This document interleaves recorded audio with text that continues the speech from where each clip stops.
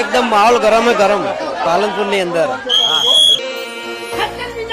આ બંકા ઉપર થઈ ગયેલા છે અને કેટલી વખત તો સીધે જેલમાં જઈને આવ્યા છે આ બંકા તો આ તળાવથી કોઈની તાકાત નહીં ચાલી આપે બંકા આગળ હો જિંદગી શું કોમની એમાં ના હોય તો ડખા જિંદગી શું કોમની એમાં ના હોય તો ડખા બજારના અમે તો કેવઈએ બેહર બંકા